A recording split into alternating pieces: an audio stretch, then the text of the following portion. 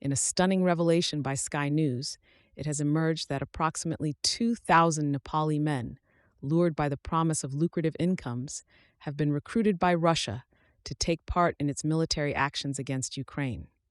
In light of the widespread poverty in Nepal, these individuals, some of them with a military background, others inexperienced youths, have found themselves entangled in the war, often with dire consequences.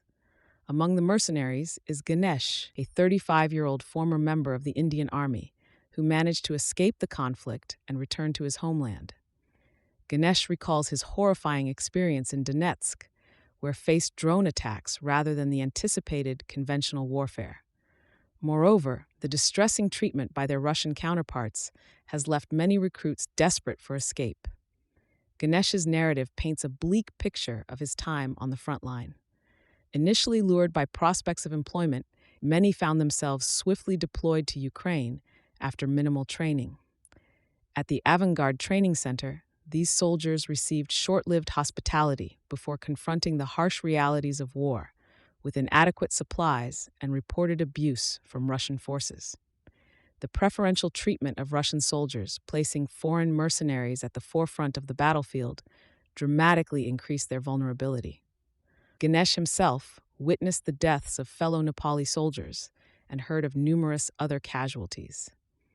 Sky News reports that the figure of 2,000 recruits is corroborated by the testimonies of those returning from the war zone and Russian immigration data. The Nepali government, concerned about this troubling development, has declared it illegal for its citizens to serve in foreign militaries and has sought the repatriation of all nationals from Russia. The crackdown on the agents facilitating these illicit recruitments has resulted in several arrests, with Superintendent Navaraj Adhikari confirming a serious and ongoing police operation. Families back home, some of whom have lost contact with their loved ones, are seeking help. Calls for help are mounting, with social campaigner Kritu Bandari leading the efforts to bring back the Nepali mercenaries. The Nepali government, facing the grim reality of at least 21 confirmed deaths among its citizens, has been in talks with Russian authorities. While compensation for victims' families has been addressed, the cessation of recruitment and repatriation of the deceased remains uncertain. This news underscores the vulnerability of impoverished populations to exploitation in global conflicts.